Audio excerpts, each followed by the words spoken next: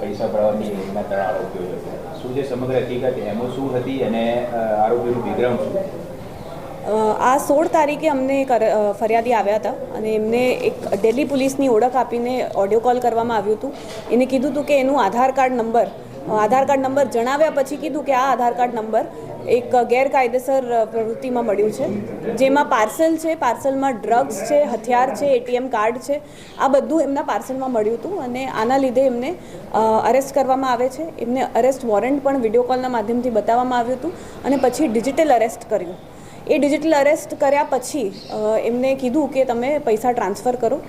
એમના 6 બેંકના ખાતા હતા. 6 બેંકના ખાતામાંથી એમને એક ખાતામાં ટ્રાન્સફર કર્યા અને પછી બેંકે જઈને RTGSના માધ્યમથી એમને 1,15,00,000 આ આરોપી જે સાયબર આરોપી છે એના અકાઉન્ટમાં આ પૈસા એમને ટ્રાન્સફર કર્યા. પછી 3 કલાક સુધી એ ડિજિટલ અરેસ્ટમાં રહ્યા હતા.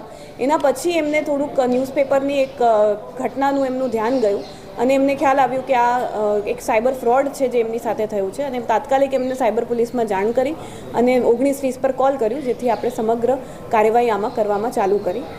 આ FIR લીધી એના અંતર્ગત આપણે કાર્યવાહી ચાલુ કરી, જેમાં પ્રથમ મુખ્ય આરોપી જેના અકાઉન્ટમાં જે બેંકનું ખાતું હતું એ અકાઉન્ટમાં પૂરેપૂરા પૈસા ગયા હતા, એ મુખ્ય આરોપી શિવરાજ જાટ કરીને છે. એ મૂળ રાજસ્થાન બલોતરાનો છે અને એને આપણે સંયુક્ત એક ઓપરેશન કર્યું હતું જેમાં 3 ટીમો પાડી હતી.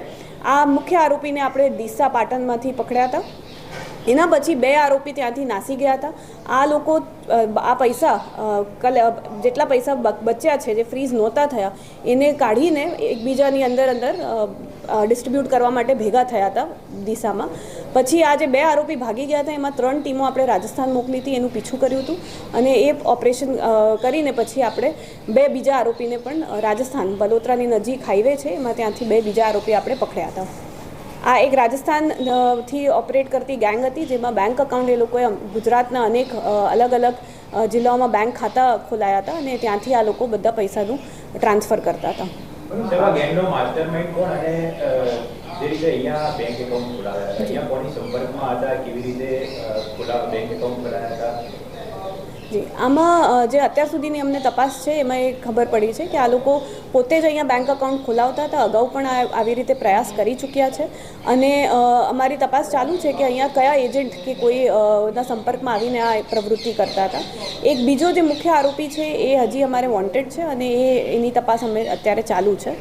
આ 3 જણનું બેકગ્રાઉન્ડ જોઈએ તો આ 8મી કે 9મી પાસ છે અને એક જણ આમાંથી છે એ BA પાસ છે અને આ લોકો 3 જણ બેંકમાં ખાતું ખોલાઈને આ રીતે ફ્રોડનું કરતા હતા.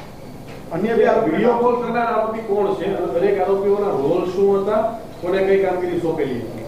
વિડીયો કોલ કરનાર આરોપી આ લોકો નથી, એ હજી અમારી તપાસ ચાલુ છે. વિડીયો કોલ કરનારના આરોપી માટે આ 3નો રોલ એ છે કે મુખ્ય આરોપી જે શિવરાજ છે એનું પ્રથમ બેંક અકાઉન્ટ છે જેમાં પૂરેપૂરે 1.15 કરોડ રૂપિયા ગયા હતા અને પછી અનેક બીજા બેંક અકાઉન્ટમાં ટ્રાન્સફર થઈને પણ એના બેંક ખાતામાં 25 લાખ જેટલા આવ્યા હતા.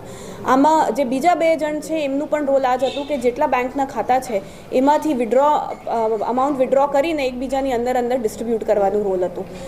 આ જે ફરિયાદી છે સિનિયર સિટીઝન છે અને એમને જેમ તાત્કાલિક થોડીક 3 કલાકની અંદર ખબર પડી ગઈ કે એમની સાથે ફ્રોડ થયું છે અને એમને 1920 પર કોલ કર્યું તો એના લીધે કાર્યવાહી બહુ તરત થઈ શકી અને આમાં આપણે ટોટલ 59 લાખ બેંક ખાતામાં ફ્રીઝ કરાવવામાં સફળ રહ્યા છે અને એની સાથે સાથે એમાં રિકવરી પણ આપણને મળી છે કે 11 લાખ આપણે રિકવર કર્યા છે. અન્ય બીજા 2 થી 3 લાખ પણ બેંકના ખાતામાં ફ્રીઝ થઈ શક્યા છે, જેથી આ જે એનું ફ્રોડ છે એમાં રિકવરી અને પૈસા ફ્રીઝ કરાવવા માટે અમે ખૂબ સફળ રહ્યા છે. રેકેટ આ તો એમના જે બેંક ખાતા છે એમાં પ્રથમ કમ્પ્લેન છે. હજી અમે તપાસ કરવાના છે કે અન્ય કેટલા લોકોને એ લોકોએ આવી રીતે ઠગ્યા છે અને બીજા કંઈક ફ્રોડમાં પણ આમનું નામ કે અકાઉન્ટ મળ્યું છે.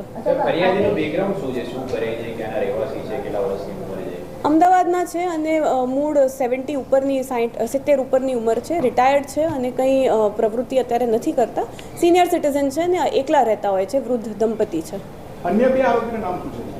એક જે છે આરોપી એ સિંઘ કરીને ઓળખ છે પણ એનું એક ખોટું નામ છે.